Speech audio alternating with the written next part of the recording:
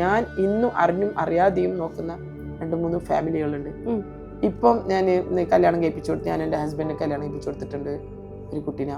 2.5 വർഷം ആ കുട്ടി എൻ്റെ വീട്ടിൽ നിന്നാണ്. ഇപ്പം ചിലപ്പോൾ അവരിത് കാണും.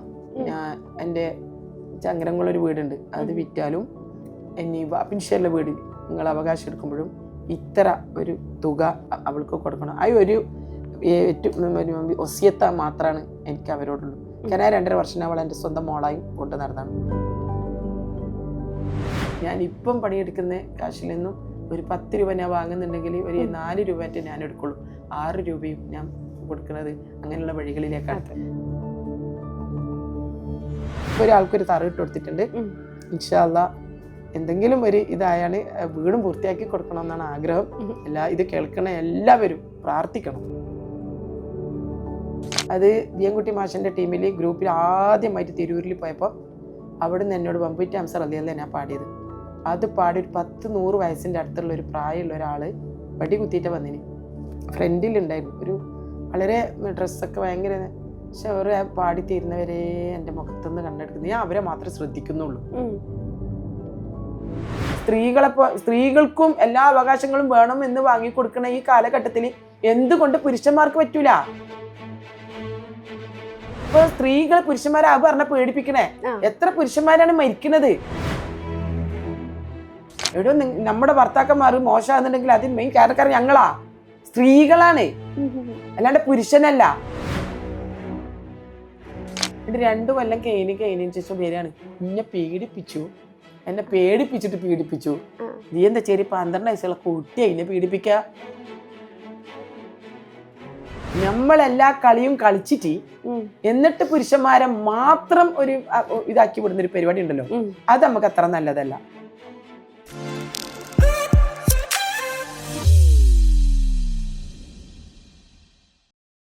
ഇപ്പൊ അന്നത്തേലും ഇന്നത്തേലും എന്താ ഏറ്റവും വലിയൊരു വ്യത്യാസം എന്ന് പറയുമ്പോ എന്താ കാണുന്നത്? നന്നായോ അല്ലെങ്കിൽ കുറച്ച് പേഴ്സണൽ ആയിട്ടുള്ള അഭിപ്രായം? അന്ന് പിന്നെ വിയൻകുട്ടി മാഷിന്റെ ടീമിൽ ആദ്യമായിട്ട് പാട്ടിന് പോകുമ്പോ എൻ്റെ കയ്യിൽ 25 ഉറുപ്പിയില്ല. ബസ്സിന് 25 രൂപയാണ് അന്ന്. അടുത്ത വീട്ടിൽ നിന്ന് 25 രൂപ വായ്പ വാങ്ങി എന്നിട്ട് പോയി. അവിടുന്ന് മാഷ് ഇന്ന് അവിടെ എത്തി, അവിടെ നിന്ന് നാളെ പരിപാടിക്ക് പോയി, എന്നിട്ട് അത് കഴിഞ്ഞിട്ട് നിന്ന് പിറ്റേന്നാണ് അയക്കുക. അന്നത്തെ പ്രതിഫലം 100 രൂപയാണ്. ആദ്യമായിട്ട് കിട്ടിയ പ്രതിഫലം 100 രൂപയാണ് അന്ന് കിട്ടണത്. ഈ 100 രൂപയിൽ നിന്ന് 25 രൂപ വായ്പ വാങ്ങിയെടുത്തും കൊടുത്ത് 25 രൂപ പിന്നെ എന്താണ് തിരിച്ചു വരുമാനുള്ള വണ്ടിക്കും ബാക്കി 50 ഉണ്ട്. ഈ 50 25 ഉമ്മ കൊടുത്തു. ബാക്കി 25 രൂപനെ കൊണ്ടാണ് ഞാൻ നന്നായി. ആ 25 രൂപയാണ് ഇവിടെ 25 ലക്ഷം വാങ്ങിക്കുന്ന ഇരിക്കണ ഞാൻ. 25 രൂപ ആണ് എന്നെ ഇന്ന് ഇവിടം വരെ എത്തിച്ചത്. ആ 25 രൂപ അവിടെ സ്വരൂപിച്ച് വെച്ചിട്ട് എന്റെ ബസ് യാത്ര. പിന്നെ പോകുമ്പോ അവിടെ പൈസ കിട്ടുമല്ലോ. പിന്നെ അസീസ് തൈനേരിന്റെ ഗ്രൂപ്പിലൊക്കെ പോകുമ്പോ അന്ന് അങ്ങനെയാണ്, അവർക്കും പൈസ ഉള്ളൂ. അവര് നമ്മളെ പറ്റിച്ചതല്ല, അവർക്ക് അത്ര കാശുള്ളന്ന്. ഇന്ന് പറയാണ് സിനത്തെ പരിപാടിക്കരാ എത്ര പൈസ? എനിക്ക് ഇത്ര 25,000 30,000 ആ തരാ വരോ. അന്ന് അങ്ങനെയില്ല. അന്ന് എന്ന് പറഞ്ഞാൽ ചെറിയ 25 രൂപ, ഒരു 100 രൂപ കിട്ടാം. അസീസ് തൈനേരിന്റെ സ്റ്റുഡിയോയില് അന്ന് ഞങ്ങൾ പാടുമ്പോ 125 രൂപയ്ക്കാണ്. 125 രൂപ ഡെയിലി കിട്ടും. രാവിലെ ഒരു 8 മണിക്ക് കയറി വൈകുന്നേരം വരെ പാടണം. അത് കഴിഞ്ഞ് നമ്മ പ്രോഗ്രാമിന് പോകും. അസിച്ചാക്കും അത്രേ കിട്ടുള്ളൂ. പക്ഷെ അന്ന് 125 രൂപ നല്ല പൈസ. ആ 125 രൂപ വാങ്ങുന്ന സമയത്താണ് ഞാൻ വളവട്ടണം 8 സെന്റ് സ്ഥലം വീട് എടുത്തത്. അടിപൊളി. അന്ന് അങ്ങനെയാണ് ഒരു 8 സെന്റ് സ്ഥലവും ഒരു വീട് ആദ്യമായിട്ട് വീട് വാങ്ങിച്ച ഒരു അസറ്റ്. അതന്നെ, അത് തറവാടായിരുന്നു ഉമ്മാന്റെ. അപ്പൊ അത് കുണ്ടും കുഴിയൊക്കെ ഉണ്ട് നേരം. പണ്ടേത്തല്ലേ ഇവിടെ ചായ വെക്കുമ്പോ ചായ കുണ്ടില്ല. എപ്പോഴും ചിന്തിക്ക് പഠിച്ചോരെ ഒരു നല്ല സിമെന്റ് നിറകളിൽ ചായ വെക്കാൻ പറ്റിയ. മാഷാ അല്ലാഹ് അൽഹംദുലില്ലാഹ്, അള്ളാഹുവിനെ സ്തുതിക്കുന്ന ഇന്ന് റബ്ബ് ഏറ്റവും നല്ല വീട്, നല്ല ഫോർച്യൂണർ കാറ്, നല്ല എന്താ പറയാ എല്ലാം കൊണ്ട് സൗകര്യം, നല്ല ഡ്രസ്സ്. അതുകൊണ്ട് ഈ ജീവിതത്തിൽ ഞാൻ വന്ന ഇതില് കുറെ കഷ്ടപ്പെട്ടത് കൊണ്ട് എൻ്റെ മുമ്പിൽ നിൽക്കുന്ന പാട്ടുകാർക്കും അങ്ങനത്തെ ഉള്ളവർക്കൊന്നും ഞാൻ ഒന്നും ചെയ്യൂല. പാടിയ പൈസ മാത്രം 100 രൂപ അധികം കൊടുക്കൂല. ചില സമയത്ത് മാത്രം. ഭയങ്കര പിഷ്കത്തിയാ. സത്യാണ്. ഞാൻ പറയും കള പറയണല്ല. എന്തിനാ കള അറിയണേ?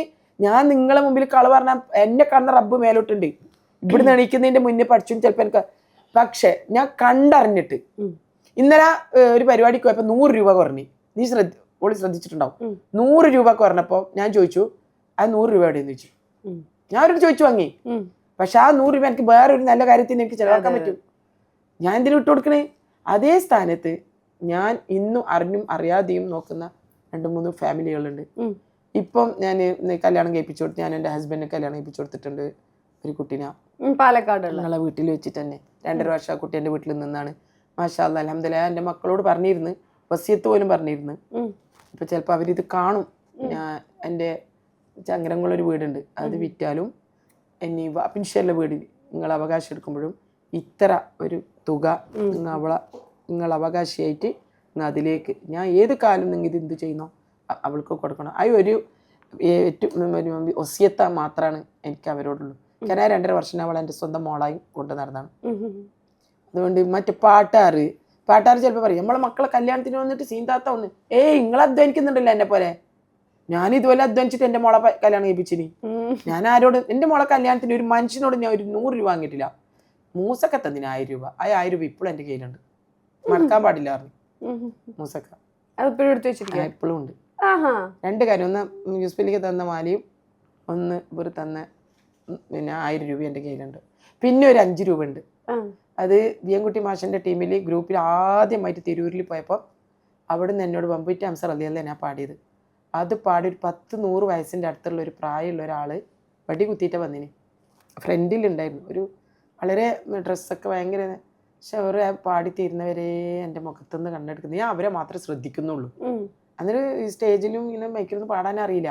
ഭയങ്കര ഇങ്ങനെ വെറുക്കുന്നുണ്ടോ ആ പടി. മാഷ അവിടുന്ന് ധൈര്യം തരും. പാവം നമ്മളെ വളർത്താൻ വേണ്ടി ഒരുപാട് പെൺകുട്ടി മാഷ്, അസീസ് തൈനേരി, മൂസ എരഞ്ഞോളി, അവരൊക്കെ ഒരുപാട് കഷ്ടപ്പെട്ടിട്ടുണ്ട്. എന്നെ ഒന്ന് നേരാക്കി എടുക്കാൻ വേണ്ടിയിട്ട് അവർ ഇനി രാവും പകലും നോമ്പ് വരെ നോറ്റിട്ടുണ്ടാവും. അത്ര പൊട്ടിത്തെറിച്ചത്. അവര് എന്നെ ഇറങ്ങി വന്നേരം അവരെ പേഴ്സിന് ഒരു ഇതിൻ്റെ ഉള്ളിൽ ഒരു കവറിൻ്റെ ഉള്ളിൽ ഒരു കവറ ഇട്ടിനാണ്. കവർ എന്ന് പറഞ്ഞാൽ അവർ അഴുകിയ പോലത്തെ ഒരു 5 രൂപ. എനിക്ക് അന്ന് 5 ലക്ഷം ഉണ്ടാവും. അത് 5 രൂപ. ആ 5 രൂപ ഇപ്പോഴും എൻ്റെ വീട്ടിലുണ്ട്. എൻ്റെ പേഴ്സിലുണ്ടാവും ആ 5 രൂപ. എടുത്തു വെച്ചിരിക്കുന്നുണ്ട്. അതാണ് വിലമതിക്കാനാവാത്തത്. പിന്നെ ഇപ്പൊ ഞാനൊരു ഒരാൾക്ക് പറയാൻ പറ്റുമെന്ന് അറിയില്ല, എങ്കിലും ഇതാർക്കെങ്കിലും ഉപകാരപ്പെടുമെങ്കിൽ. നമുക്കിപ്പോൾ കുറേ സ്വത്തുണ്ട്, എന്നാലും നമ്മളെ ആവശ്യം തീരുന്നില്ല. നമുക്ക് കുറേ പണുണ്ട്. എപ്പം നോക്കുമ്പോൾ നമുക്ക് ആവശ്യം തന്നെ. എപ്പം നമ്മളെ കഷ്ടപ്പാടും നമ്മളെ ദുരിതങ്ങളും ഒരിക്കലും തീരൂല. സ്വത്ത്, പിന്നൊരു സ്വത്ത്, പിന്നൊരു സ്വത്ത്, പിന്നെ മുതൽ നമ്മളെ മക്കള്, നമുക്ക് തന്നെ. ഈ നമുക്ക് എന്നുള്ളത് ഇവിടെ മാത്രം 16 വയസ്സിന് ശേഷം നമ്മളെ മക്കള് മനുഷ്യർ നമുക്ക് എതിരാണ്. ഈ 16 വയസ്സ് വരെ ഈ മക്കളെ ഞങ്ങൾക്ക് കിട്ടുള്ളൂ. ഈ 16 ഈ മക്കൾ. അപ്പൊ നമ്മൾ അതിൻ്റെ ഇടയിൽ എന്ത് ചെയ്യണം? വേറെ 2-3 മക്കളെയും കൂടി നമ്മൾ നോക്കണം. പിന്നെ മോൾക്ക് ഞാൻ ഒരുപാട് സ്വർണം കൊടുത്തിട്ട്, ഞാൻ ഇപ്പൊ പറയുന്നില്ല എത്രയാണെന്ന്. സ്വർണം, കാറൊക്കെ കൊടുത്ത് കല്യാണം കഴിപ്പിച്ച്. നാളെ മഹേശ്വറിൽ നിന്ന് എന്നോട് വന്നിട്ട് എൻ്റെ മോള് ചോദ്യം ചെയ്യും. അള്ളാഹിനോട് എന്താ പറയാന്നറിയോ? എൻ്റെ ഉമ്മയാണ് എനിക്ക് ഈ വഴി കാണിച്ചത്, എൻ്റെ ഉമ്മയാണ് എന്നെ പഴിപ്പിച്ചത്, എൻ്റെ ഉമ്മയാണ് എനിക്ക് ഭാര്യക്ക് തന്നത്. അപ്പൊ ഈ കല്യാണം കഴിപ്പിച്ചു കൊടുത്ത കുട്ടിയില്ലേ, അവള് പറയും ഈ ഉമ്മയാണ് എന്നെ രക്ഷിച്ചത്. അപ്പൊ ഈ കുറഞ്ഞു കൊടുത്ത സ്വർണം കൊടുത്ത മോളും ഈ പാട് കൊടുത്ത മോളും ആരാണ് എനിക്ക് മനുഷ്യരെ രക്ഷപ്പെടും? ഈ കുട്ടിയാ. അപ്പൊ ഞങ്ങള് ഏത് പാട്ടിനും പാടിയിട്ട് പൈസ ഉണ്ടാക്കുന്ന ആരായാലും ശരി, അവരോട് ഒന്നേ ഉള്ളൂ, 2-3 കുടുംബത്തിനെങ്കിലും സംരക്ഷിക്കാനുള്ള ഒരു ഇത് നമുക്ക് ഇതുണ്ട്. ഇപ്പൊ ഒരാൾക്കൊരു തറയിട്ട് കൊടുത്തിട്ടുണ്ട്.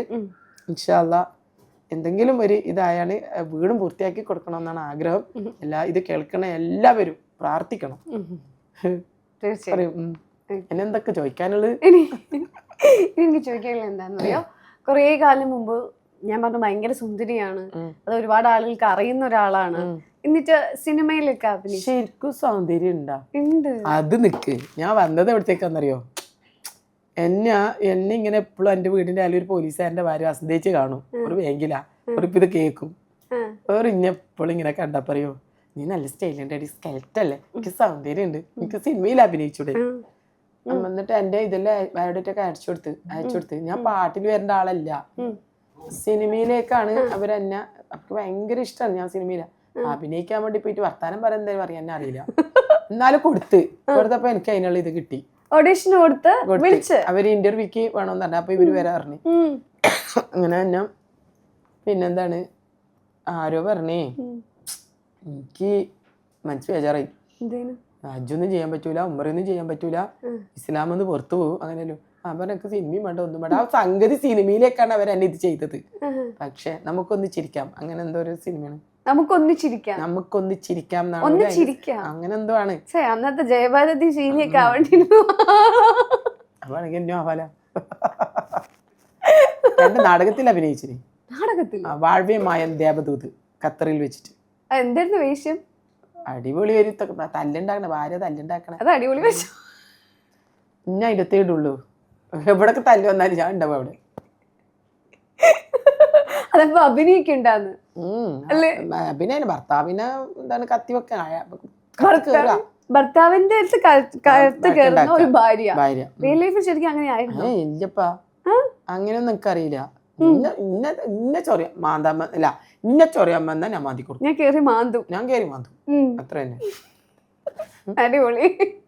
ഇനി നമുക്ക് ഒരു പാട്ടുകൂടി കേൾക്കാം. അപ്പൊ പാട്ടില്ലാതെ അല്ലേ? പാട്ട് ഭയങ്കര പാട്ട് എല്ലാവരും കേൾക്കില്ല. നമ്മള് കാര്യങ്ങൾ ജനങ്ങൾ അറിയട്ടെ. ഒരു പാട്ടുകൂടി പാടിച്ച് നമുക്ക് കാര്യങ്ങൾ അറിയാം. റംലാബീക്കത്തിന്റെ ഒരു പാട്ടോടാ. ആയിക്കോട്ടെ. ബംബുറ്റ ഹംസ റളിയല്ലാഹു ചാടി ടെമ്പി അസുബദിലി മാറിടാം വല്ലൽ നബി മുഹമ്മദ് റഹൗലിന്ന് വെള്ളം കുടിക്കുന്നു ഞാരടാം അംബർ സഫിയുള്ള കാവലി വെച്ചുള്ള സംഭരമിൽ ചെന്ന് കേറടാം ഖൈറുൽ ബറം നബിയാർ കൂളത്തിന്ന് ധൈര്യമുണ്ടെങ്കിൽ കോരടാം. സൂപ്പർ. സോഷ്യൽ മീഡിയയിൽ നന്നായിട്ട് സോഷ്യൽ മീഡിയ ഒരുപാട് ഉപയോഗിക്കുന്ന ആളാണോ? ടൈം അതിൽ ഒരുപാട് സ്പെൻഡ് ചെയ്യാം. റഹ്മാനെ ഫേസ്ബുക്ക് ഇല്ല, പിന്നെന്താണ് ഇതിന് പറയാ, ഇൻസ്റ്റാഗ്രാം ഉണ്ട്. ഉണ്ടോലും എന്റെ മോളെ ഉപയോഗിക്കും. ഞാൻ കണ്ടല്ലോ. ഉണ്ടോലും എനിക്കറിയില്ല, ഞാൻ ഇന്നുവരെ ഉപയോഗിച്ചിട്ടില്ല. എനിക്കൊരു വാട്സപ്പിൽ മെസ്സേജ് അയക്കാനും അറിയാം, വോയിസ് മെസ്സേജ് അയക്കാനും അറിയാം, ഇത്രേ അറിയുള്ളൂ. അങ്ങനെ സ്റ്റാറ്റസ് ഇടും, മക്കള് പഠിപ്പിച്ചതിന്. എനിക്കിഷ്ടമല്ല, വേണ്ട. നമ്മളില്ലേ ഈ പകുതി മുക്കാൽ ഭാഗം ഈ ഇതുമായിട്ട് മൊബൈലായിട്ട് നീങ്ങുമ്പോ നമുക്കും നമ്മളെ എപ്പോഴും ദുനിയാവ് മാത്രം പോരല്ലോ, നമുക്ക് നാളെ പരലോകമൊക്കെ ഉള്ളതല്ലേ, നമ്മൾ വിശ്വസിക്കുന്ന അതല്ലേ. അപ്പൊ ഇങ്ങനെയുള്ള കാര്യങ്ങളിലും ശ്രദ്ധ വരണമെന്നുണ്ടെങ്കിൽ ഈ മൊബൈൽ കുറച്ച് നമ്മൾ മാറ്റി വെക്കണം. എത്ര ദാമ്പത്യ ജീവിതം തകരുന്നുണ്ട്. ഞാൻ എൻ്റെ മക്കളോടൊക്കെ പറയുന്നത് അതാണ്. കാരണം നിങ്ങൾ കല്യാണം കഴിച്ച് 1-2 കുട്ടികൾ, നിങ്ങൾ ഈ 24 മണിക്കൂറും മൊബൈലായിട്ട് മുന്നോട്ട് പോകുമ്പോൾ നിങ്ങളെ ഭാര്യമാരും നിങ്ങളെ കുറെ ആഗ്രഹിക്കുന്നുണ്ട്. നിങ്ങൾ വീട്ടിൽ കയറുമ്പോൾ മൊബൈൽ. എൻ്റെ മോളെ ഭർത്താവിന് ഭയങ്കര ഉപയോഗമായിരുന്നു മൊബൈൽ, സോഷ്യൽ മീഡിയയില്. കാരണം എനിക്ക് എപ്പോഴും അവനോട് ഒരു വെറുപ്പ് അതാ ഉണ്ടായിട്ടുള്ളൂ. പിന്നെ ഇപ്പൊ മാഷാ അല്ലാഹ് അൽഹംദുലില്ലാഹ് വീട്ടിലെത്തിക്കാൻ അങ്ങനത്തെ ഒരു മൊബൈലും ഇല്ല. കാരണം എൻ്റെ മനസ്സറിഞ്ഞിട്ട് റബ്ബ് എനിക്ക് സഹായിച്ചാൽ മതി. എന്റെ മോനോടും പറയുന്നത് അതാണ്, മൊബൈൽ കൂടുതൽ യൂസ് ചെയ്യരുത്. എനിക്ക് വേണ്ട ആ മൊബൈൽ അധികം. വരുന്ന കോൾ എടുക്കാൻ തന്നെ മനുഷ്യന്. അപ്പൊ വീഡിയോസ് ഒക്കെ കാണാറുമില്ല. അത് ഈ യൂട്യൂബില് ഞാൻ ഇങ്ങനെ എന്താണ് നോക്കുമ്പോ എന്തെങ്കിലും നമ്മള് കാണൂലേ സമകാലിക വിഷയം എന്തെങ്കിലും തല്ലുടുന്നെല്ലാം ഉണ്ടാവല്ലോ, അതിൽ നോക്കും. പിന്നെ അതിലിപ്പോ കണ്ടേ എന്തെന്നറിയോ, എന്താണ് പുരുഷ കമ്മീഷൻ വേണോന്ന്. തീർച്ചയായിട്ടും വേണോ, അതിന് യോജിക്കുന്നു. കാരണം വെച്ച് കഴിഞ്ഞാല് ഇത് വെറും വനിതാ കമ്മീഷനും വനിതകൾക്ക് മാത്രമുള്ളത് ലോകമായി മാറിക്കൊണ്ടിരിക്കുകയാണ്. കാരണം ഈ കേരളം അങ്ങനെയുള്ളതല്ല, എല്ലാവർക്കും ഉള്ളതാണ്. എല്ലാ അവകാശങ്ങളും പുരുഷനെ പോലെ തന്നെ സ്ത്രീകൾക്കും എല്ലാ അവകാശങ്ങളും വേണം എന്ന് വാങ്ങിക്കൊടുക്കണ ഈ കാലഘട്ടത്തിൽ എന്തുകൊണ്ട് പുരുഷന്മാർക്ക് പറ്റൂല? ഇവര് പറയുന്നത് എന്താണ്, ഞങ്ങൾ വനിതകളാണ്, നമുക്ക് കോടതിയിൽ പോയാലും വനിതാ ഇതിൽ പോയി കഴിഞ്ഞാലും നമുക്കാണ് വിജയം. ഇവര് വഴക്കുണ്ടാക്കണത് തന്നെ ഇത് പറഞ്ഞിട്ടാണ്. ഇവര് വിചാരിക്കണ എന്താ അവിടെ എല്ലാം പോയി കഴിഞ്ഞിട്ട് ഇതാക്കി കഴിഞ്ഞാല് കോടതിക്കൊരു നിയമമുണ്ട്. അവര് ഞങ്ങൾ ഇപ്പൊ സ്ത്രീകൾ പുരുഷന്മാരെ പറഞ്ഞ പേടിപ്പിക്കണേ. എത്ര പുരുഷന്മാരാണ് മരിക്കുന്നത്? അവരെ വേദന എന്തെങ്കിലും ആരെങ്കിലും അറിയണുണ്ടാ? ഇല്ല. ഞാൻ അതിനോട് യോജിക്കുന്നു. എന്തായാലും വേണം, പുരുഷ കമ്മീഷൻ വേണം. ഞാൻ എവിടെ വേണമെങ്കിലും പോകും അവരെ. ഇപ്പൊ ഈ അടുത്ത് ഒരു വലിയതായിട്ടുള്ള ഒരു മരണമൊക്കെ സംഭവിച്ചു. നമ്മളെ രാമന്തളിന്ന് ഒരു അച്ഛനും 2 കുട്ടികളും ഒരു അമ്മയൊക്കെ മരിച്ചില്ലേ? അപ്പൊ അത് അവനിക്ക് പറയാനുള്ള ഒരു സ്ഥലം നമ്മൾ ഉണ്ടാക്കി കൊടുത്തിട്ടുണ്ടെങ്കിൽ അവൻ ഇന്ന് മരിക്കൂലായിരുന്നു. കാരണം വെച്ചാ എനിക്ക് നമ്മുടെ ഒരു ഇതിൽപ്പെട്ട പുരുഷ ഇതുണ്ട് കമ്മീഷൻ ഉണ്ടെങ്കിൽ നമുക്ക് അവരോട് ഇത് അവതരിപ്പിക്കായിരുന്നു. ഈ പെൺകുട്ടികൾ പറയണെന്ന് വെച്ച് കഴിഞ്ഞാല് നമ്മള് സ്ത്രീകളാണ്, എല്ലാ കോടതിയും ഇത് അനുകൂലം നമുക്കാണ്. അത് പിന്നെ ഏത് കോടതി എത്തി നമ്മളാ വിജയിക്കുള്ളൂ. എത്ര പൈസ ആവശ്യപ്പെട്ടാലും തരാനുള്ള ഇത് നമ്മളത് വാങ്ങിച്ചെടുക്കും. പക്ഷെ അതുപോലെ പുരുഷന്മാർക്കും വേണം. പുരുഷന്മാരെന്ന മനുഷ്യരല്ല, അവര് നേരം വെളുത്ത് മോന്തിരിക്കുന്നവരെ കഷ്ടപ്പെട്ടിട്ട് കൊണ്ടിരുന്നത് വീട്ടിലുള്ള ഭാര്യക്കും മക്കൾക്കാണേ. അല്ലാതെ അവര് വേറെ സ്ഥലത്ത് കൊണ്ടുപോകുന്നതല്ല. എവിടെ നമ്മുടെ ഭർത്താക്കന്മാർ മോശമാകുന്നുണ്ടെങ്കിൽ അതിന് മെയിൻ കാരണക്കാരൻ ഞങ്ങളാ, സ്ത്രീകളാണ്, അല്ലാണ്ട് പുരുഷനല്ല. വെറും പുരുഷന്മാരെ മാത്രം കുറ്റം പറഞ്ഞതിനെ കൊണ്ട് കാര്യമൊന്നും നടക്കൂല. സ്ത്രീകൾ നന്നായിട്ട് പുരുഷന്മാർ തെറ്റിപ്പോണെങ്കിൽ, അതേപോലെ പുരുഷന്മാരെ നന്നായിട്ട് സ്ത്രീകൾ തെറ്റിപ്പോണെങ്കിലോ? അല്ല, ഒരു നാണയത്തിന് ഒരു രണ്ട് വശങ്ങളുണ്ട്. അത് പുരുഷന്മാരെ മാത്രം പറയണ്ട. ഇന്ന് പുരുഷന്മാരെ കാണാൻ പോലെ കാരണം എന്നെ പോലത്തെ സ്ത്രീകളാണ്. എന്നെ പോലത്തെ സ്ത്രീകള് എന്നെ പോലെ നിന്നെ പറയില്ല. പുറത്തിറങ്ങുമ്പം അന്ന് ഭയങ്കര പേടിയാണെന്ന് പറഞ്ഞു. ഇന്ന് പേടിയില്ലാണ്ട് നട്ടലിനോട് കൂടിയിട്ടില്ല ഈ പെണ്ണെല്ലാം നടക്കുന്നത്. ആ അമ്മാതിരി നടത്താണ് ഇന്നലെ രാത്രി പാലക്കാട് വരുമ്പോ റോഡ് മുറിച്ച് കിടക്കണ രംഗം. അമ്മാതിരി വരുവാണ്. കാറൊക്കെ ഓണടിക്കണ്. അതൊരു പുരുഷൻ നടക്കൂല അങ്ങനെ. അപ്പൊ നമുക്കൊരു ധാരണ ഉണ്ട്, എല്ലാ കോടതിയും എല്ലാ ഇതും നമുക്ക് അനുകൂലം. അമ്മ എന്ത് കോടതിയിൽ ഇതാക്കിക്കാൻ കോടതി നിയമത്തിന് മുന്നിലേ പോകാൻ പറ്റുള്ളൂ. പക്ഷെ അള്ളാന്റെ ഒരു കോടതി ഉണ്ട്, ആ കോടതി തെളിയിക്കും. പുരുഷന്മാർക്കൊപ്പമാണ് എപ്പോഴും. തീർച്ചയായിട്ടും. പുരുഷനില്ലാണ്ട് എന്ത് സ്ത്രീ വന്നിന്? സ്ത്രീ ഇല്ലാത്ത പുരുഷൻ രണ്ടും രണ്ടും വേണല്ലോ. അതല്ല, പുരുഷന്മാര് പാവങ്ങളാടോ, അവര് പാവങ്ങളാണേ. നമുക്ക് എല്ലാവരെയും പറയാൻ പറ്റില്ല, എല്ലാ സ്ത്രീകളെയും പറയാൻ പറ്റില്ല, എല്ലാ പുരുഷന്മാരെയും പറയാൻ പറ്റില്ല. എല്ലാ ഇതും സ്ത്രീകൾക്കുണ്ട്, പുരുഷനും ഉണ്ട്. അതെ, അല്ല അതായത് പുരുഷന്മാര് നല്ലതല്ല എന്ന് പറയുന്നില്ല, പക്ഷെ ചില പുരുഷന്മാർ അത്ര നല്ലതല്ലാതെ പാവ സ്ത്രീകളെ വെറുതെ വേട്ടയാടുന്നവരുണ്ട്. അത്രയും നല്ലതായിട്ടുള്ള സ്ത്രീകൾ പുരുഷന്മാരെയും വേട്ടയാടുന്നു. തീർച്ചയായിട്ടും അല്ലേ? അതുകൊണ്ട് ഞാൻ പറഞ്ഞു, ഒരു നാണയത്തിന് രണ്ട് വശങ്ങളുണ്ട്. അപ്പൊ സ്ത്രീകൾക്ക് കൊടുക്കുന്ന പരിഗണന പുരുഷന് കൊടുക്കണമെന്ന് പറയണേ. പുരുഷൻ ഇത് വേണം, അതായത് തുല്യത വേണം, തുല്യത വേണം. അതുകൊണ്ടാണ് ഇന്നത്തെ ഒരുവിധ സ്ത്രീകളൊക്കെ ഈ അതിക്രമം കാണിക്കണത്. ഇപ്പം എന്തൊക്കെ പീഡനങ്ങളും കാര്യം പറയുന്നതിനെ കൊണ്ട് പറയുന്നുണ്ട്, സോഷ്യൽ മീഡിയ ആയതുകൊണ്ട് പറയണേ. എന്താണ് 1 കൊല്ലം 2 കൊല്ലം മുന്നല്ലോ പ്രേമിക്കുക, എന്നിട്ട് പോകുക, എന്നിട്ട് റൂം എടുത്ത് നിൽക്കുക. എനിക്കറിയില്ല. എന്നിട്ട് 2 കൊല്ലം കഴിഞ്ഞതിന് ശേഷം വരികയാണ്, എന്നെ പീഡിപ്പിച്ചു. നീ എന്താ ചെറിയ 12 വയസ്സുള്ള കുട്ടിയെ എന്നെ പീഡിപ്പിക്ക? എവിടെ നീ പക്വതെത്തിയൊരു സ്ത്രീയാണ്. നീ നിന്റെ വീടിന്റെ വാതിലും അല്ല, നീ പോയിട്ടല്ലാതെ നീ ആ റൂമിലേക്ക് എത്താണ്ട് ഇനി ഒരാൾക്ക് പീഡിപ്പിക്കാൻ പറ്റുമോ? നമ്മൾ എന്തിനാണ് വെറുതെ ഒരാളെ, ഒരു പുരുഷന് തേജാവാദം ചെയ്യേണ്ട ആവശ്യം എന്താണ്? ഇപ്പൊ തന്നെ എന്തോ ഒരു രാഷ്ട്രീയത്തിന്റെ ഒരു 9 വട്ടം പീഡിപ്പിച്ചെന്നൊക്കെ പറഞ്ഞിട്ട്, 9 വട്ടമൊക്കെ പീഡിപ്പിക്കുമ്പോ 1 വട്ടം പീഡിപ്പിക്കുമ്പോ തന്നെ എനിക്ക് ഓടിക്കൊടേ, ഇതിന് 9 വട്ടം പീഡിപ്പിക്കാൻ നിന്ന്. ഇത് കേൾക്കുന്നവര് വണ്ടന്മാരാണോ? ഇപ്പം എന്താണ്, ബസ്സില് ഒരു പെണ്ണ്, ഒരു പാവപ്പെട്ട ഒരു മോന ഈ നിന്നൊടുക്കുന്ന രംഗം കണ്ടില്ല, പിടിച്ചോ നട്ട നിന്നോടത്തിന്. എന്നിട്ട് അവസാനം ആ പയ്യൻ മരിക്കേണ്ടി വന്ന്. അതിന്റെ അമ്മക്ക് പോയില്ലേ? നീ ഇപ്പം ഓളിപ്പം ജയിലിൽ നിന്ന് നല്ല ഇതായിട്ട് പുറത്തു വന്ന്, അതിനെ കിട്ടോ? ഇല്ല. നീ എന്തിന്റെ പേരിലാണ്, ഏത് മതത്തിന്റെ പേരിലാണോ, എന്തിന്റെ പേരിലാണ് ഇങ്ങനെ ചെയ്തത്? മഹാഭാവല്ലേ അതൊക്കെ ചെയ്യുന്നത്? കുറച്ചൊക്കെ പെണ്ണ് ഒരു പൊടിക്ക് ഒതുങ്ങണോ, പെണ്ണ് ഒരു ലേശം ഒതുങ്ങണോ. ഇത് എന്റെ അഭിപ്രായമാണ്.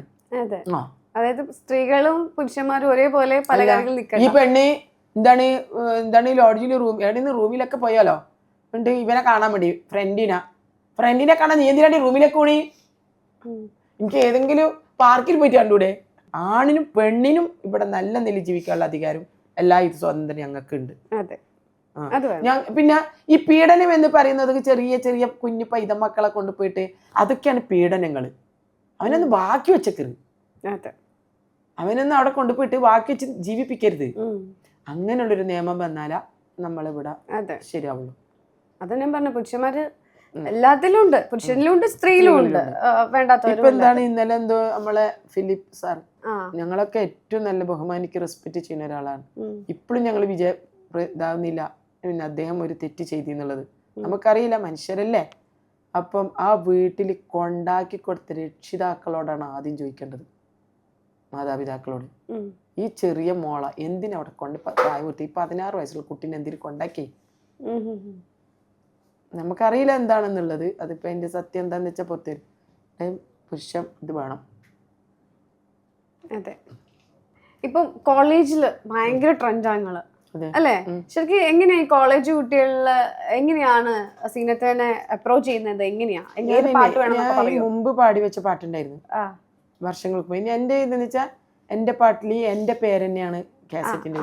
സീനത്ത് വോളിയം 1, 2, 3, 4 അങ്ങനെ പിന്നെ മഞ്ജുല സീനത്ത് നീയാണ് സീനത്തിൽ സിൽസില അങ്ങനെ സീനത്തിൽ ബദർ സീനത്തിൽ സുൽത്താന ആ ഇറങ്ങിയ പാട്ടുകൾ ഇപ്പോഴാണ് ഭയങ്കര ട്രെൻഡായിട്ട് വന്നത്. അപ്പൊ അത് ജനങ്ങളെല്ലാരും ഏറ്റെടുക്കാൻ തുടങ്ങിയപ്പോ പിന്നെ അത് കോളേജിലേക്ക് തിരിഞ്ഞു. ഒരു ദിവസം 3 പരിപാടിയാണ് കോളേജ്. അപ്പൊ പാലക്കാട് നിന്നാണ് വരുന്നത്, ഇന്ന് പേരാമ്പ്ര.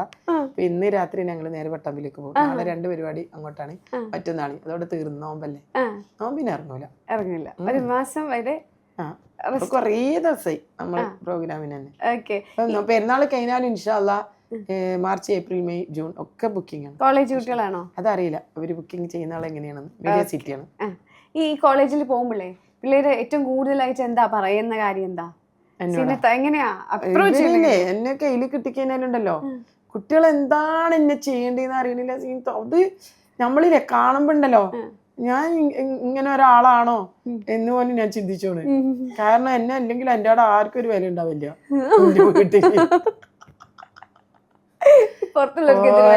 പിള്ളേർ എല്ലാ ഇപ്പൊ കോളേജിൽ കുട്ടികൾ ഇതിനു മുമ്പും ഗൾഫിലൊക്കെ പോകുമ്പോഴൊന്നും നമുക്ക് ഒരു ക്യൂ നിൽക്കേണ്ടതോ ഒരു ഇതൊന്നും അങ്ങനെ വരാറില്ല. കാണുമ്പം വേഗം അവര് അവിടുത്തെ ഡിപ്പാർട്ട്മെന്റിലെ ആൾക്കാര് നമ്മളോട് നല്ല സമീപനത്തോടെ നമ്മളെ തിരിച്ചറിയുന്നുണ്ട്. ഇപ്പൊ ഒന്നും കൂടെ കോളേജ് കുട്ടീനെ വിളിക്കണ തന്നെ സന്തോഷത്.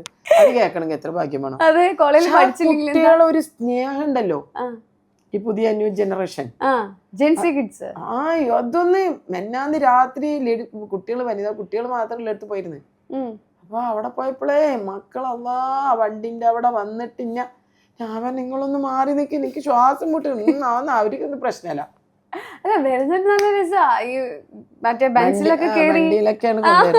കൈയൊക്കെ ഇട്ട് പാലക്കാടോ എപ്പോഴേ വണ്ടി ഇട്ട് കറക്കി ഇതില് ഞാൻ പറഞ്ഞു നിങ്ങൾ എന്നെ പാടാൻ കൊണ്ടുവന്നതല്ലേ കൊല്ലാൻ കൊണ്ടുവന്നതാണ്. പിള്ളേർക്ക് അതൊരു ആവേശം. ഇങ്ങോട്ട് തിരിച്ചുവിടുമ്പോഴാണെങ്കിലേ കുട്ടികൾക്ക് ഭയങ്കര സങ്കടം. ഞാൻ അങ്ങോട്ട് വരുമ്പോ കുറച്ചും കൂടി നിക്ക് വർത്താനം പറയാൻ നല്ല രസാ, അത് കേൾക്കാൻ നല്ല രസാ. ഈ പിള്ളേര് ഈ ഇങ്ങനത്തെ പാട്ട് പാടണം എന്നൊക്കെ പറയോ? അങ്ങനെയൊന്നും പാടാൻ പറയൂ. ഇന്ന പാട്ട് പാടും നമ്മൾ അന്നേരം പാടി കൊടുക്കും. എനിക്ക് തോന്നുന്നു എമ്മായി ഡാൻസാ കളിക്കുന്നത്. എങ്ങനെയെങ്കിലും ഡാൻസ് കളിക്കുന്ന ഞാൻ ഇവിടുന്ന് കുറെ കളിക്കാൻ നോക്കും, പക്ഷെ കിട്ടൂല. അവിടെ കിട്ടും. കൈ ഇങ്ങനെ പൊക്കിയ പ്രത്യേക ഒരു സ്റ്റെപ്പ് ഉണ്ട്, കണ്ടോ? പിന്നെ മറ്റേ കുട്ടികളെ ഇങ്ങനെ കുട്ടികളെ പഠിപ്പിച്ച ഒരു സ്റ്റെപ്പ് പിള്ളേർ പറയണേ ഇത് മറന്നോണ്ടട്ടാ ഇത് മറന്നോണ്ട. ശരിക്കും ഈ പാടും കളിക്കുകയൊക്കെ ചെയ്യുമ്പോഴേ ശ്വാസം മുട്ടുവോ? ഇല്ല, പഠിച്ചോനുണ്ടല്ലോ, നമ്മളാരും ദ്രോഹിക്കാൻ പറ്റില്ലല്ലോ. നമ്മളെ ദ്രോഹിക്കുന്നത് നമ്മളെ കമന്റ് ഇടുന്നവരല്ലേ നമ്മളെ ദ്രോഹിക്കുന്നത്. അല്ലാതെ അതിലെത്ര 10-100 ആള് നല്ലത് പറയുമ്പോ ഒരു 5-10 ആളെ പറയട്ടെ, സ്വാഭാവികം. അവര് അതിനെ കൊണ്ട് ജീവിക്കണമെങ്കിൽ അങ്ങനെ ജീവിക്കട്ടെ. പിന്നെ അതിന്റെ കുറെ പാവം പൊറുക്കണമല്ലോ, അത് അതിന്റെ ഒത്ത് നടക്കും. എനിക്ക് തോന്നുന്നത് ഈ ഇപ്പൊ വീട്ടിലൊക്കെ വെറുതെ ഇരിക്കുന്ന സമയത്ത് ഡാൻസ് ഒക്കെ പ്രാക്ടീസ് ചെയ്യാൻ ഞാനാ ഇന്ന് വരെ ഒരു പാട്ട് കേട്ടിട്ടുണ്ടാവോ? എന്റെ വണ്ടിയിൽ പാട്ട് വെക്കാൻ വിടൂല, വെറും വയറ് ഖുർആനോത്ത്. ഒരു പാട്ടുകാരിയാണ് ഈ പറയുന്നത്. എനിക്ക് എത്ര ഡ്രൈവർ മാറേണ്ടി വന്നിട്ടുണ്ടെന്ന് അറിയാം ഇതുകൊണ്ടാ പാട്ടൊക്കെ വിടായിട്ട്. പാട്ടൊക്കെ വിടൂല. നിങ്ങളെന്റെ വണ്ടി, എന്റെ വീട്ടിൽ TV ഇല്ല, പാട്ട് സെറ്റ് ഇല്ല, എന്റെ വീട്ടിലില്ല. പാട്ട് പഠിക്കൂല, പാട്ട് കേൾക്കൂല, പാട്ട് പാടും. ഇവരൊക്കെ പാടുന്ന കേട്ടിട്ട് പാട്ട് പാടും. സത്യാണ്. ഞാൻ പാട്ട് പഠിക്കില്ല. പിന്നെ അതുപോലെ തന്നെ നമ്മൾ എവിടെ എത്തിക്കഴിഞ്ഞാലും നമ്മളെ ഇബാദത്ത് അല്ലായിട്ടുള്ള നമ്മളത് അത് ഞാൻ കൈവിടൂല. കാരണം ഇതൊന്നും താൽക്കാലികം മാത്രമാണ്. നമുക്കൊരു വിഷയം നമ്മളെ റബ്ബ് നമ്മളല്ല, നമ്മളെ പോയിട്ട് ഇവിടം വരെ എത്തിക്കുന്ന നമ്മൾ അള്ളയാണ്. അള്ളാഹ്ക്കുള്ള ശുക്ർ ചെയ്തതിന് ശേഷം മാത്രമേ. ഇനിയിപ്പം സ്റ്റേജിലാണെങ്കിലും റൂമിലെത്തിക്കാൻ ഇതൊക്കെ ചെയ്തിട്ടല്ലാതെ ഞാൻ കിടന്നുറങ്ങൂല. അതാണ് ഒരു പക്ഷെ എനിക്ക് തോന്നുന്നത്. അതുകൊണ്ടായിരിക്കാം ഇപ്പോഴും ഞാൻ ശരിക്കും ഭയങ്കരമായിട്ട് അതിശയിച്ചു പോയിട്ടുണ്ട്. ഞാനിപ്പോ വരുന്ന വഴിക്ക് പറയുണ്ടായി, ഈ മാപ്പിളപ്പാട്ട് എന്ന് പറയുന്നത് ശരിക്കും മാപ്പിളപ്പാട്ടാ പാടുന്ന, ആൽബം പോലും അല്ല. അല്ല, സീനത്തൊക്കെ ശരിക്കും മാപ്പിളപ്പാട്ടുകളാണ്. മാപ്പിളപ്പാട്ട് എന്നിട്ട് ഇപ്പൊ പലത് ഞാൻ പറഞ്ഞില്ലേ, ആർക്കും പാട്ട് എഴുതാമെന്നായി, ആർക്കും പാടാൻ അത് തുണയായി, ആരും എതിർക്കാനില്ലാതായി, മാപ്പിളപ്പാട്ട് ഹലാക്കായി. നേരത്തെ എന്ത് പാടായിരുന്നു? ആർക്കും പാട്ടെഴുതാമെന്നായി, ആർക്കും പാടാൻ അത് തുണയായി, ആരും എതിർക്കാൻ ഇല്ലാതായി, മാപ്പിളപ്പാട്ട് ഹലാക്കായി. ആദ്യ വരികളത് ഇത് ആരെഴുതിയതെന്നറിയോ? സീനത്ത് അല്ലല്ലല്ല കണ്ണൂർ സീനത്ത്. ഇല്ലല്ലല്ല അസീസ് തായ്നേരിയില് ആണാ? എന്നിട്ട് നേരത്തെ പറഞ്ഞപ്പോ ഒന്നും മിണ്ടാതിരിക്കുക. ഇപ്പളാ ഓർമ്മ വന്നെ അസീച്ചാനേരി. ഇപ്പൊ കറക്റ്റാണ് അതെന്നാ പറയുന്നത് അല്ലേ? ആയിരിക്കാം. ഓക്കെ, എല്ലാ തരത്തിലും ഉണ്ടല്ലോ എന്തൊക്കെയാണ് പാട്ട് എന്ന് പറഞ്ഞിട്ട്. മാപ്പിളപ്പാട്ട് വേണ്ട, സിനിമ ഒരു മറ്റുള്ള പാട്ടുകൾ കേൾക്കുമ്പോ തന്നെ അല്ലാ ഒരു വരികൾ തന്നെ ഒരു 20 പ്രാവശ്യം ഉണ്ടെന്ന് തോന്നുന്നുണ്ട്. അതാണ് ഇങ്ങനെ ഇട്ടിട്ടിട്ടിട്ട് ഇതാക്കിയിട്ട് അതിന് കൊറേ ആൾക്കാർ പ്രോത്സാഹിപ്പിക്കണ്ടെന്നല്ല, പ്രോത്സാഹിപ്പിക്കണം. പക്ഷെ കുറച്ചെങ്കിലും വരികൾ വേണ്ടേ നമുക്കൊരു നമ്മളെ മനസ്സിന് തട്ടുന്ന. നമുക്കൊരു പാട്ട് കേട്ട് കഴിഞ്ഞാല് നമ്മളെ മനസ്സിലൊരു ഇതുണ്ടാവണം. എന്താണ് ആ പാട്ടിൽ എന്താണ് അതിന്റെ വരികള് എന്നുള്ള വേണം, സത്യമായിട്ട് വേണം അല്ലേ? ഇനി തോന്നുന്നു ഇപ്പൊ കുറെ വർഷങ്ങൾ പാടി, കുറെ വർഷങ്ങളായി, ഇനി വരുന്ന ഒരുപാട് കാര്യങ്ങൾ ഇനിയും ചെയ്യാനുണ്ട്. ശരിക്കും സീനത്തേക്ക് ഇനി ഒരു എനിക്കിത് ചെയ്യണം അങ്ങനെ ഒരു ഡ്രീം, സ്വപ്നങ്ങളൊക്കെ ഉണ്ടാവൂലേ? അങ്ങനെ ഇനി ഒരു സ്വപ്നം ഇനി അമിതമായി ഞാൻ സ്വപ്നം കണ്ടു കഴിഞ്ഞാൽ ഞാൻ തന്നെ പോയി എന്നറിയും. ഞാൻ കണ്ടിരുന്നു സ്വപ്നങ്ങൾ മുമ്പ്, അതിനുവേണ്ടി ഞാൻ കുറെ പ്രയത്നിച്ചിരുന്നു, കുറെ അപവാദങ്ങൾ കേട്ടിരുന്നു, കുറെ പരാതികൾ കേട്ടിരുന്നു, കുറെ തല്ലുകൊണ്ടിരുന്നു. അതിന്റെ കാലം അവസാനിച്ചു. എന്നെ അങ്ങനത്തെ സ്വപ്നങ്ങളില്ല. ഇത് ഇങ്ങനെ മതി. ഇല്ല, എനിക്ക് പ്രത്യേകിച്ചിട്ടൊന്നും അധികമായി റബ്ബിനോട് ചോദിക്കുമ്പോൾ പക്ഷെ നമ്മ ചോദിക്കണൊക്കെ തരുന്നുണ്ട്. എന്നെ ഒരു ഹജ്ജും കൂടി ചെയ്യണം. ഉംറ കുറെ ചെയ്തു, എന്നെ ഹജ്ജ് ചെയ്യണം. അതുകൊണ്ട് നീ നിർത്തോ എന്ന് ചോദിച്ചാൽ അത് അള്ളാഹുവിന്റെ കയ്യിൽ നിൽക്കുന്ന കാര്യമാണ്. ഒരു പക്ഷെ ഞാൻ നിർത്തിയിട്ടില്ലെങ്കിൽ ഇതേ കമന്റ് എന്നോട് ചോദിക്കൂ, ഇയ്യല്ല അന്ന് വല്ല ഇന്റർവ്യൂവിൽ പറയുന്ന എന്റെ പാട്ടൊക്കെ നിർത്തുക ഹജ്ജ് ചെയ്താലിന്ന് ഈ വലിയ പാടുന്നുണ്ടല്ലോ ഇങ്ങനെയൊക്കെ പറഞ്ഞെങ്കിലോ. നമുക്കൊരു അവാർഡെല്ലാം കിട്ടിയിട്ടില്ല പോകുമ്പോ കുറച്ച് എന്തായാലും മാളെ പാഞ്ചാലും ചോദിച്ചിട്ട്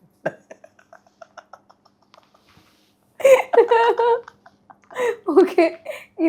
ഇനി ഇപ്പൊ ഒരു പാട്ടാരോട് പോയിട്ട് നിർത്തോന്ന് ചോദിക്കണ്ടട്ടാ. ഇല്ല, ഞാൻ ചോദിച്ചില്ല. അത് എന്നറിയോ, ഈ പാട്ടുരംഗത്തേക്ക് ഇറങ്ങി കഴിഞ്ഞാൽ നമുക്കിത് കുറച്ച് ബുദ്ധിമുട്ടാണ് നിർത്തി പോവാൻ അല്ലേ? ഒരു കുറച്ച് ദിവസം പാട്ടില്ലാണ്ട് വീട്ടിലിരിക്കുമ്പോ തന്നെ മാനസികമായിട്ട് ഭയങ്കര പ്രയാസം. അത് പൈസനോടുള്ള ആർത്തി കൊണ്ടല്ല, നമ്മളെ സംഗീതത്തിന് നമ്മളെ ഇതിനോടുള്ള ആഗ്രഹം കൊണ്ടാണ്. ശരിക്കും അത് വല്ലാത്തൊരു, ശരിക്കും നമ്മുടെ ജിയോ നമ്മളൊരു വല്ലാത്തൊരു ഒരു ലോകാണ് അത്. ലഹരിയാണ്. നമ്മളെ സഹപ്രവർത്തകരെയൊക്കെ നമുക്ക് കണ്ടുമുട്ടുക, കാണാം, നമ്മളെല്ലാവരും ഒന്നായിട്ട് ഇരുന്ന് കൃഷി. നമ്മള് വീട്ടിലെത്തി ഇത് കിട്ടൂല അല്ലെ, എന്നും തല്ലും അടിയും, ഒരുപാട് ചീത്തൊക്കെ പറയണോ. ഞാൻ അങ്ങനെയാണ്.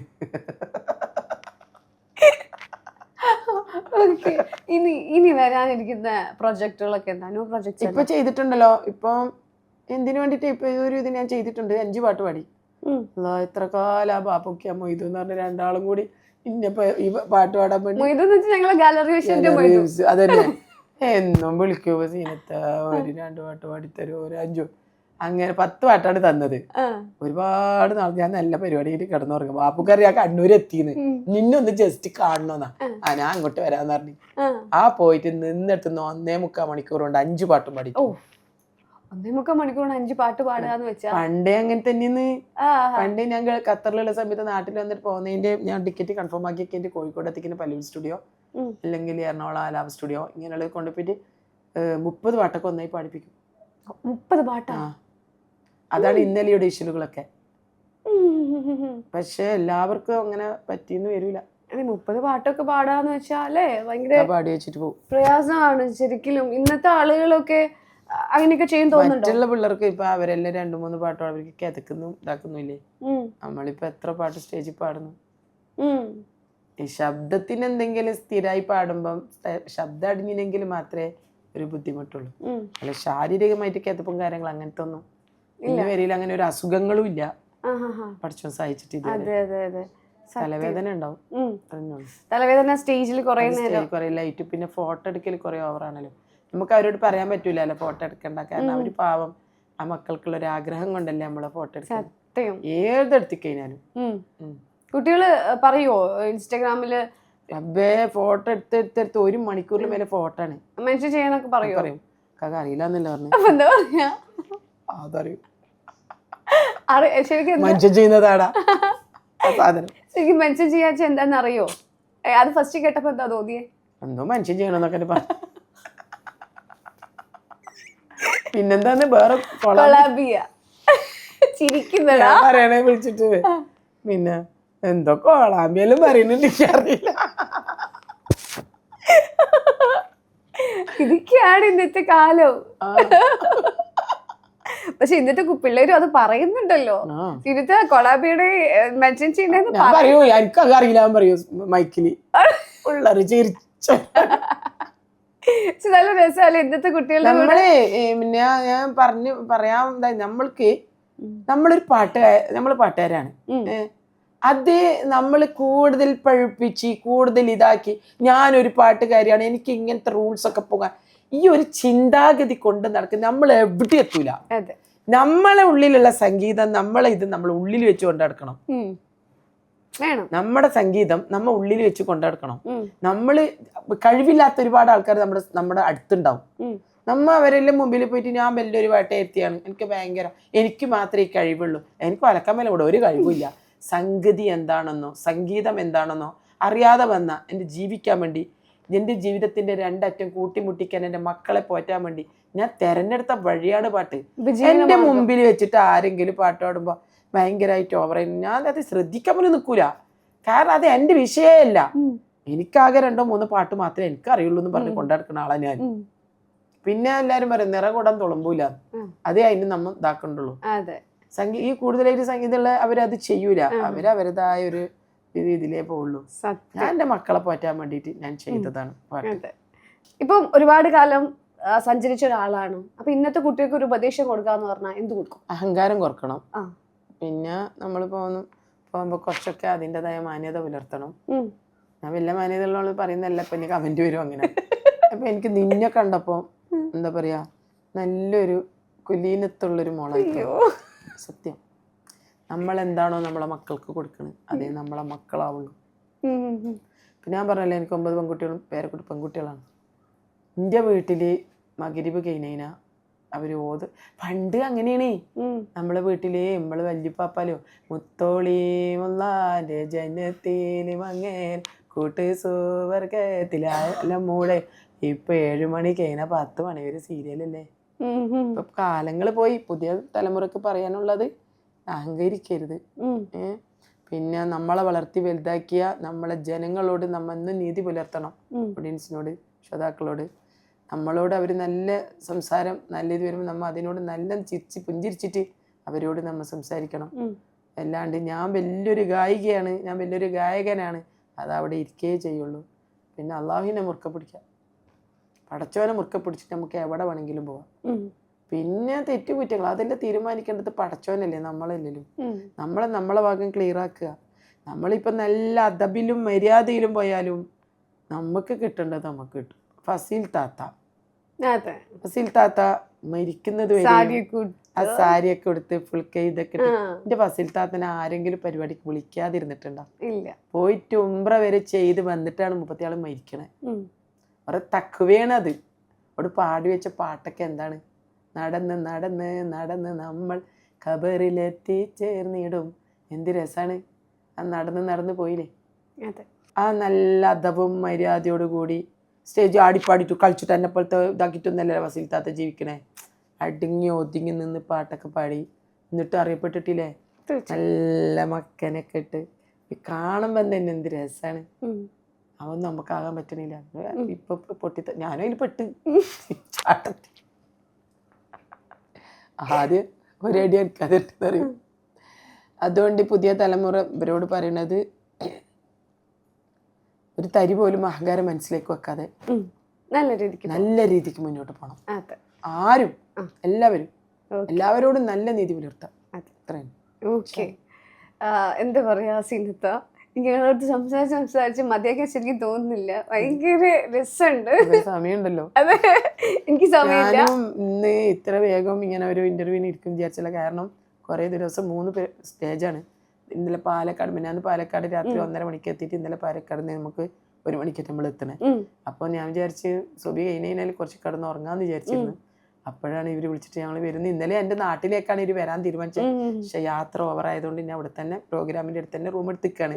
അപ്പൊ അങ്ങനെയാണ് ഇപ്പൊ നിങ്ങൾ ഇങ്ങോട്ടേക്ക് എത്തിച്ചത്. ഞാൻ നിങ്ങളെ ബുദ്ധിമുട്ടിപ്പിച്ചത് നിങ്ങൾ ക്ഷമിക്കണം. കാരണം വെച്ച് കഴിഞ്ഞാല് എൻ്റെ നാട്ടിൽ എത്തിയിട്ടാണ് നിങ്ങൾ തിരിച്ചു തന്നെ നോക്കിയത്. അപ്പൊ അത് എത്രമാത്രം എന്നോട് നിങ്ങൾ കാണിച്ചൊരു ഇതാണ് എന്നുള്ളത് എനിക്ക് ചിന്തിക്കാൻ കഴിയാനിട്ടല്ല. ഇന്നലെ രാത്രി തൊട്ടിട്ട് ഞാൻ ചിന്തിക്കുന്നുണ്ടായിരുന്നത്.